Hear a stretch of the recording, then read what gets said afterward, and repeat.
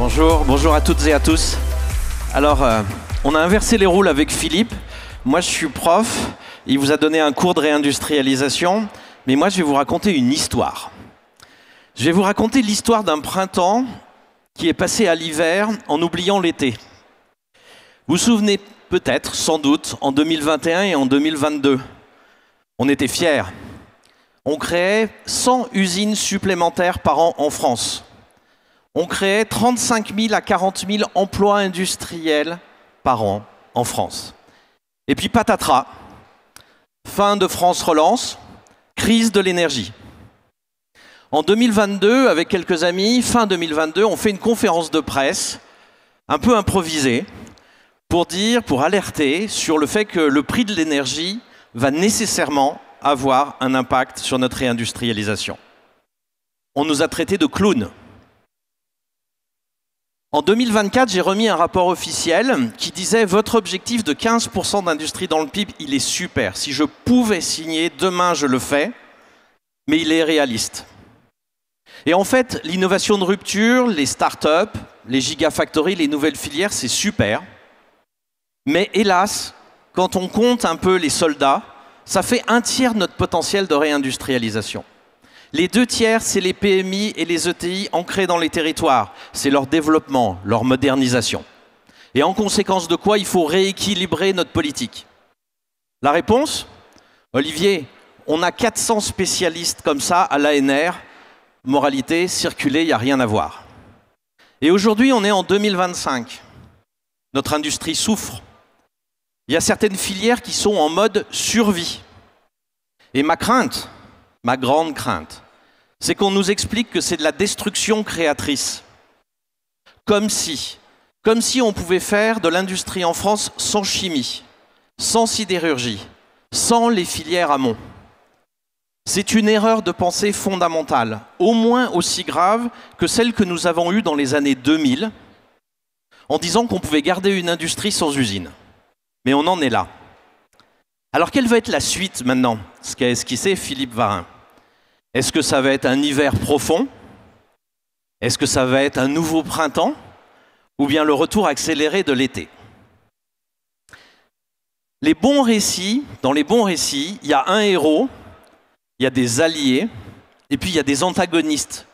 Les gens, les obstacles qui se mettent sur la route. Alors faisons cette carte-là, et on va commencer par les alliés. Qui sont les alliés de notre réindustrialisation aujourd'hui? Eh bien, je vais peut-être vous surprendre. Mais les premiers alliés de notre réindustrialisation, ce sont les Français. 90% des Français soutiennent notre réindustrialisation. Et quand on leur dit que cette réindustrialisation va se passer dans leur commune, dans la ville la plus proche, ils sont encore 80% à la soutenir. Même l'image des métiers industriels est en train de s'améliorer de manière franche, nette. Alors ça, c'est le résultat d'électrochocs, des crises qu'on a connues.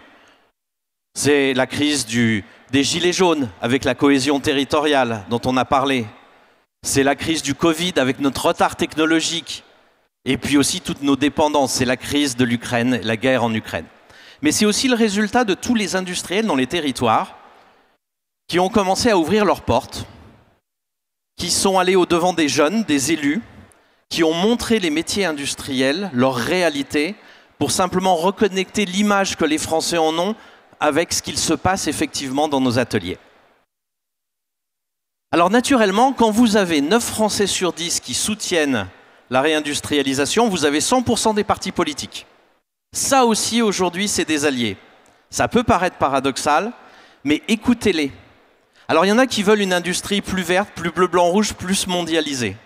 Mais ce sont des nuances, parce que notre renaissance industrielle, on le sait tous, elle apporte de la valeur ajoutée pour financer notre modèle social, de la réduction de notre empreinte environnementale, de la souveraineté, tout ça en même temps. Il faut quand même être vigilant sur les partis politiques.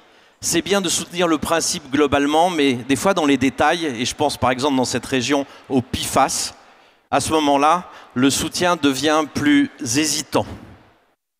Ça, c'est nos alliés. Maintenant, nos antagonistes. Qu'est-ce qui sont les objets qui s'opposent à notre réindustrialisation? En fait, c'est assez simple. c'est une série de décisions politiques et économiques qui ont été prises. C'est la concurrence déloyale, c'est l'énergie chère dont a parlé Philippe Varin, c'est aussi le foncier dont on a organisé quelque part la raréfaction alors qu'on peut faire et réindustrialisation et protection de l'environnement, protection de la diversité, la biodiversité. Maintenant, j'en viens aux héros. Qui seront demain, pendant les 2 ou 3 années à venir, les héros qui vont nous permettre de faire cette réindustrialisation, cette renaissance industrielle? Dans notre culture, on adorait que ce soit nos politiques, nos pouvoirs publics, qui nous guident, qui nous fassent un projet fédérateur et puis qui déploient les moyens pour permettre de le réaliser. Mais aujourd'hui, sur la réindustrialisation, encore une fois, c'est ce qu'a dit Philippe avec d'autres mots, ils sont un peu à la remorque et un peu aux abonnés absents. Je vais vous donner 3 exemples. Moi, je ne sais pas la position aujourd'hui du gouvernement sur le foncier.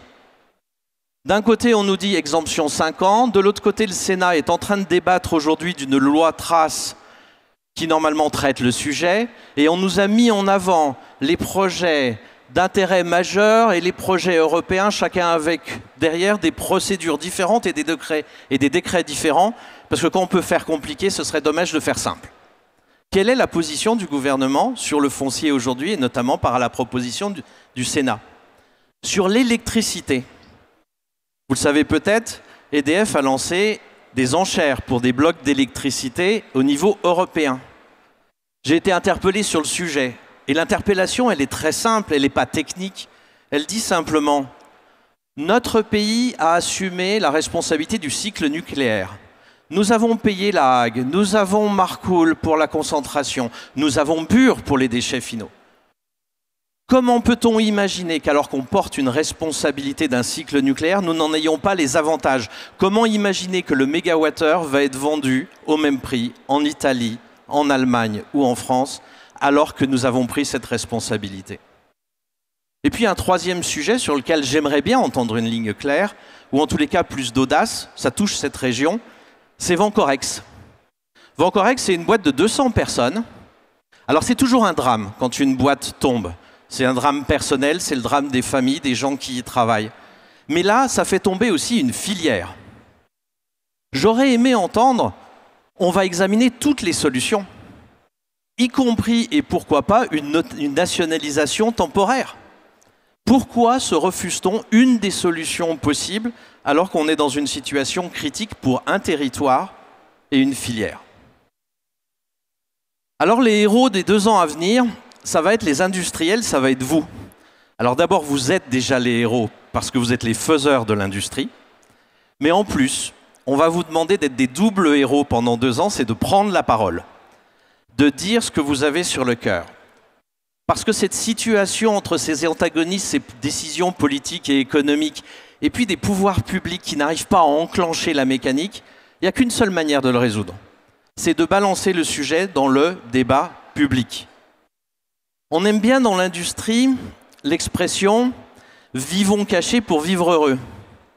Je crains qu'elle se transforme aujourd'hui en « si nous continuons à vivre cachés, nous mourrons dans l'indifférence, au moins pour certaines filières ». Alors je vous invite, tous et toutes, à prendre la parole, à faire des tribunes, à faire des posts, à mobiliser vos équipes à tous les niveaux pour qu'elles en parlent de cette réindustrialisation, à quel point elle est indispensable. On connaît nos combats. C'est le foncier, le financement, la fiscalité, l'énergie, la simplification, le Made in France.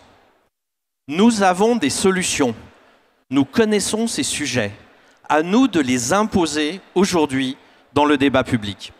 Et on le fait pour nous parce qu'on aime l'industrie. Mais on le fait beaucoup plus largement. Parce que réindustrialiser, et ça vous m'avez déjà entendu le dire et je le redirai, réindustrialiser, c'est de la souveraineté, c'est diminuer nos dépendances.